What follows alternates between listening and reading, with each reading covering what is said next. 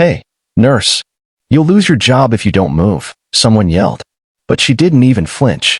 Her hands were covered in blood, her uniform soaked, her breath heavy, but her focus never wavered. The old man in front of her was fading. She knew the rules, but she also knew what her heart said. What she didn't know was who he was.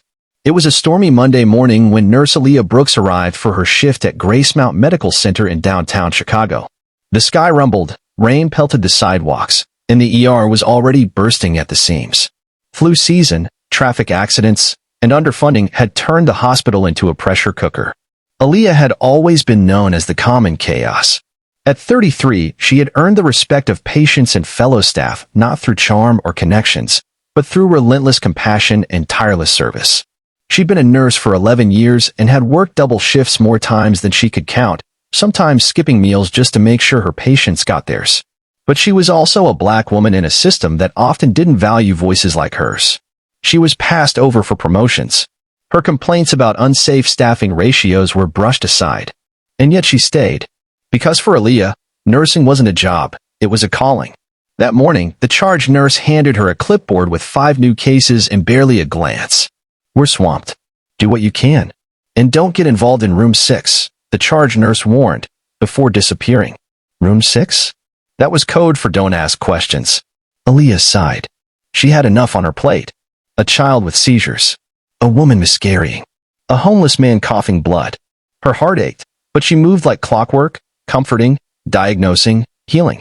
Around 2 p.m., during her 10-minute lunch break, really just a protein bar and a few sips of lukewarm tea, she heard commotion in the hospital lobby. "Call someone. He's not breathing," a voice screamed.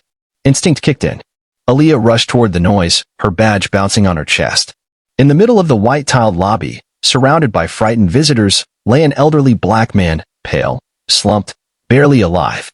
"Move," she shouted, already kneeling. "Somebody get a crash cart." She began CPR. A crowd formed. She didn't care. All she could hear was the sound of his shallow breaths. She tilted his chin, gave 2 breaths, and compressed. Again. Again. After several cycles, he gasped faintly.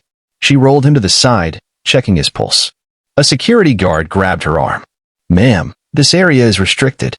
"That man. He's not a patient here." Aaliyah looked up, furious.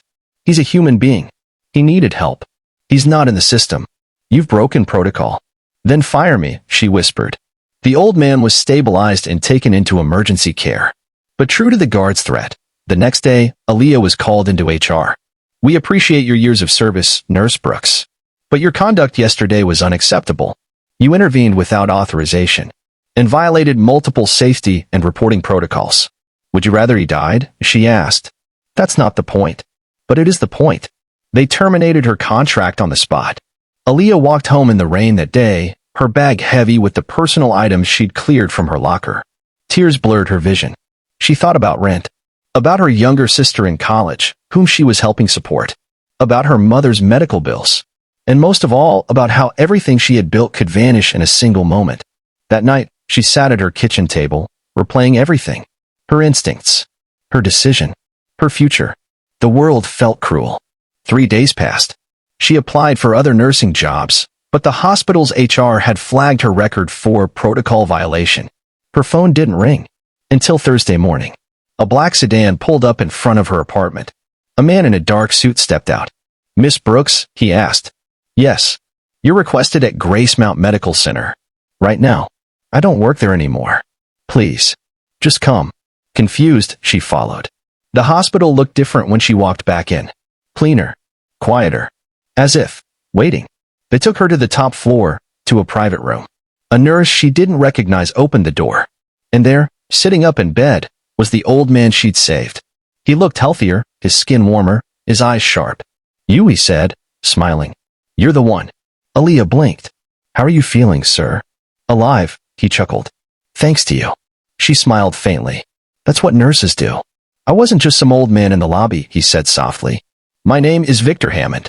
I'm the majority owner and founder of Gracemount Medical." Her heart stopped. "I've been away for a year.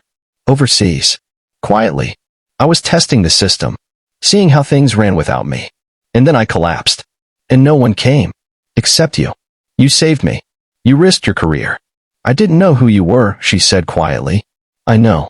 That's why it matters. Victor took her hand. I've read your file. I've spoken to the staff. I see what you've endured. The racism, the bureaucracy, the exhaustion. And still, you kept showing up. Aaliyah's eyes welled. Victor leaned forward. I'm cleaning house. Starting with HR. And I want you to help me.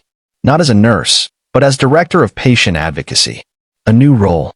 With full authority to address every injustice you've seen. She gasped. But I'm just... You're exactly who we need. 3 months later, Aaliyah walked the hospital halls again. But now, she wore a badge that said director. Nurses looked up to her. Patients smiled. Policies changed. Voices were heard. She visited Victor weekly, who had become more than a boss. He was now a friend, a mentor. And one night, after a long day of meetings, a new nurse approached her. I heard what you did, she said. You saved someone and lost everything. Aaliyah smiled gently. Sometimes, doing the right thing costs you something. But if you hold on, life has a way of giving you back more than you imagined.